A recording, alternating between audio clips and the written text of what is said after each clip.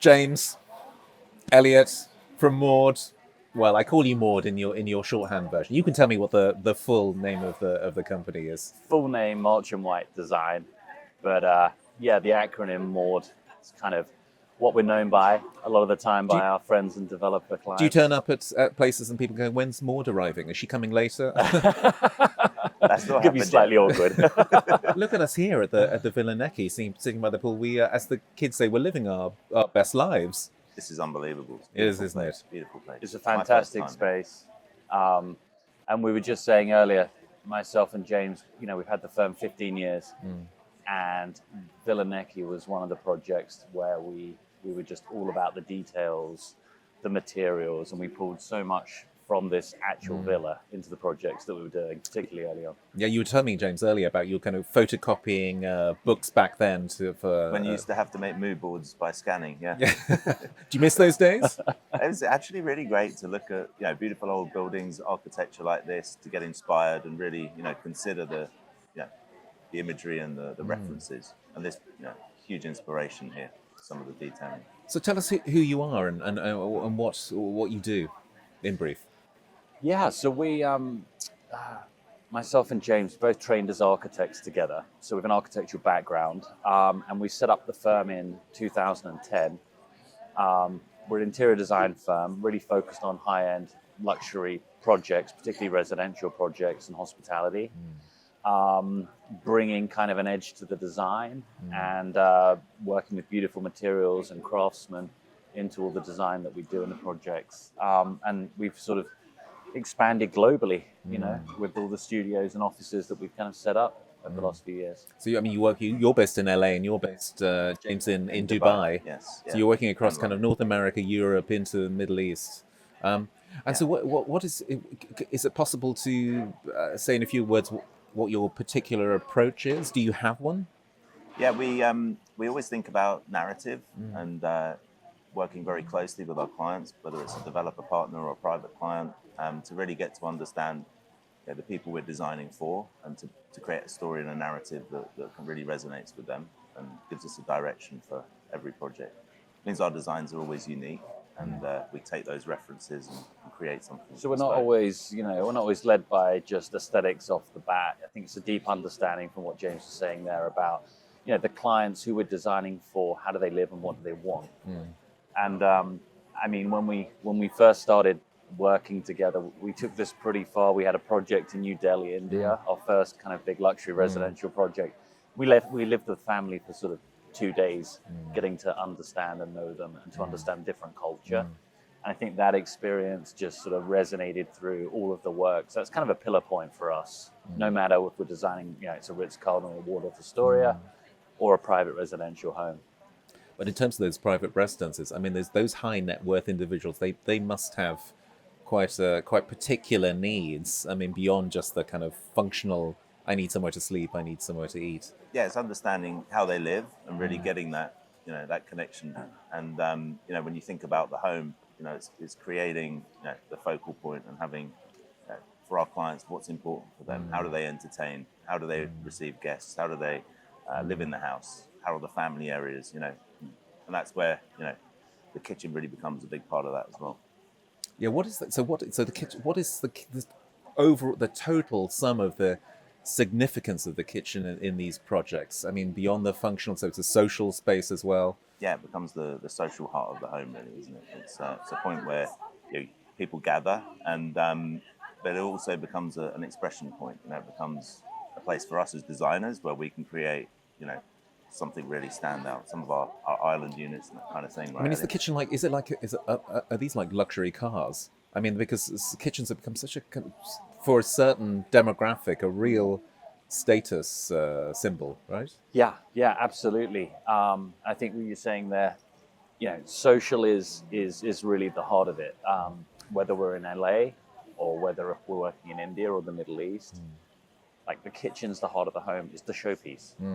And what we often find is that because it's the showpiece and this is the entertainment, the engineering, making things be hidden, revealing things, It's like it's a whole it's a production, Yeah, right. and the client can set that production the way they want depending on what they're doing. Right, right.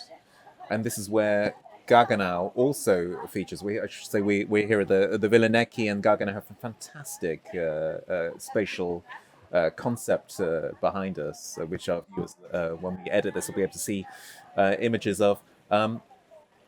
What role do appliances in particular play in the kitchen concepts, design concepts that you develop, and how do you choose them? How do you specify them? I mean, the Gaggenau, the quality is it's the standout point, and I think having that level of quality in the kitchen means it elevates the design, and it means also allows our design to kind of have its own discussion and talking point. The materiality that we use, they work hand in hand together. I think because you bring that level of quality to the interior. I think what we love about Gaggenau is matching the engineering with the aesthetic. And when we're designing kitchens, it has to look beautiful about the aesthetic, but Gaggenau can back that up with the engineering. And we were just there today looking at, I just love this feature, we're looking at the new wine tower that they're doing. And the ability to literally put your bottle of wine in there, cool it to your specific temperature. And if you're a wine connoisseur, that a lot of our clients are, you can really enjoy the wine as it's supposed to be drunk. I just think it was a brilliant feature. Oh my God, I'm just not. I'm not earning enough. We all aren't. What about the? I mean, you have to be very. It seems to me when you have for your very very high end contract hospitality projects and these private residences, you have to get it absolutely right. There's no really kind of room for error or failure when it comes to the specification. How important is the relationship with manufacturers beyond just the products that they produce? How is it important that they're a competence partner, that they kind of problem solve for you? Tell us a bit, in particular, about Gaggenau, of course.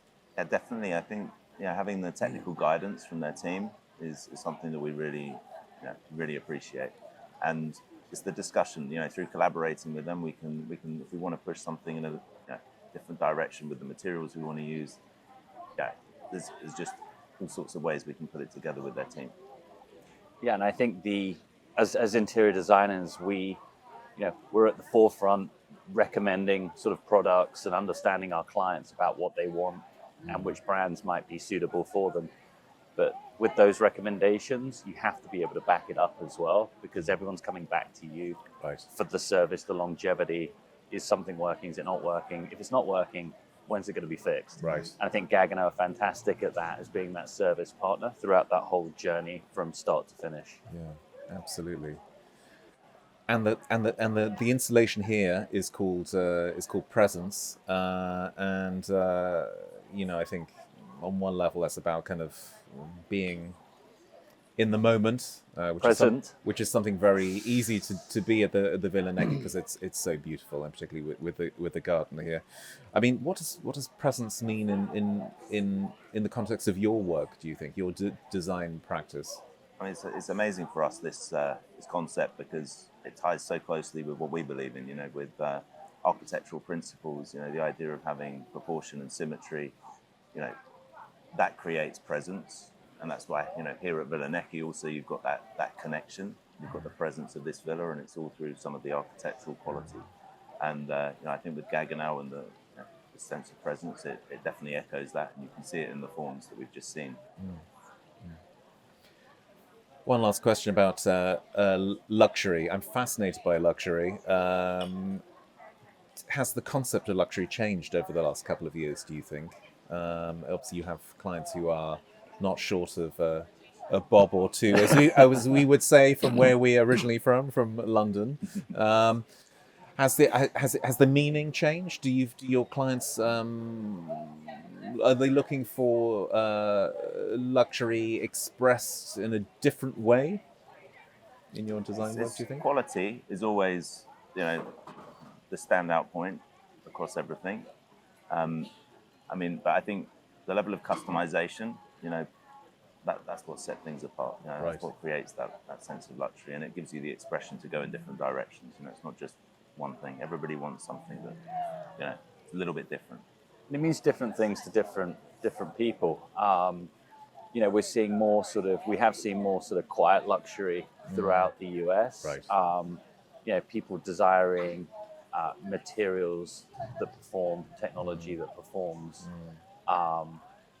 less show at times, right? And more products that are still timeless. Less Trump Tower. In certain cases, yes. You don't want to say anything that might alienate some of your clients in North America. What's the craziest request you've had from a private client, if you're allowed to say?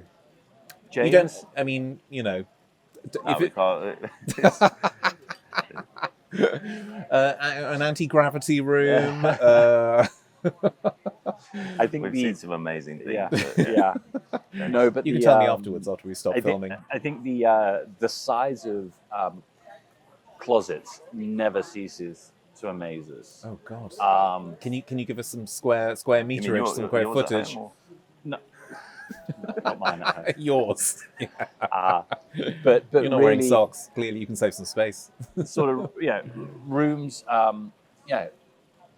Formal areas to get dressed, than going into, sort of storage area.